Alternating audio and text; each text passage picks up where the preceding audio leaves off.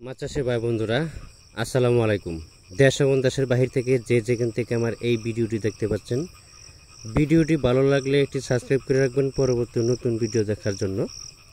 আজকে আমি আলোচনা করব 2025 সালের নতুন বছরের অরিজিনাল ভিয়েতনামি কই মাছের পোনা সম্পর্কে। যারা অরিজিনাল ভিয়েতনামি কই মাছের পোনা কোথাও খুঁজে পাচ্ছেন না বা আপনারা অর্ডার দেন বিভিন্ন জেলা থেকে, কিন্তু আপনাদেরকে প্রতারকরা অরিজিনালটা না দিয়ে লোকালটা দিয়ে দেয়।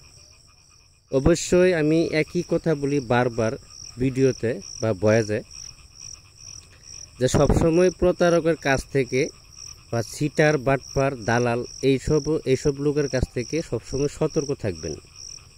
কারণ আপনাদেরকে কিছু কিছু দালাল বা সিটার প্রতারকে এরা শুধু মানুষের ধোঁকা দেয় এবং কি বাইনা নিয়ে এসে মাছ দেয় না। যদিও মাছ দেয়, অনেকে বাইনা নিয়ে এসে মাছ দেয়ই না।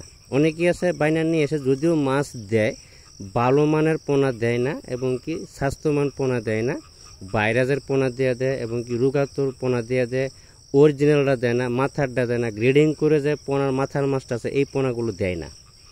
তো এই বিষয়গুলো আসলে আপনারা উচিত টাকা দিয়ে মাছের পোনা সংগ্রহ করেন, এই বিষয়গুলো কিন্তু খুবই খারাপ লাগে। তো কি বলবো, আপনি চাইলে সরাসরি যদি মাছের পোনা আপনি চাষ করেনি বা করতে আগ্রহী, যারা পুরান চাষি তারা তো সব কিছু বুঝে, যারা নতুন চাষি অনেকে বুঝে না। আপনারা চাইলে নতুন চাষি যারা আছে আপনারা চাইলে সরাসরি হ্যাচারিতে এসে হ্যাচারি ভিজিট করে দু চারটা হ্যাচারি ঘুরে কোন হ্যাচারির মাছ ভালো মানে ভালো বা দাম একটু বেশি নোক, 5-10 পয়সা বেশি নোক, কিন্তু পোনার মান ভালো হতে হবে।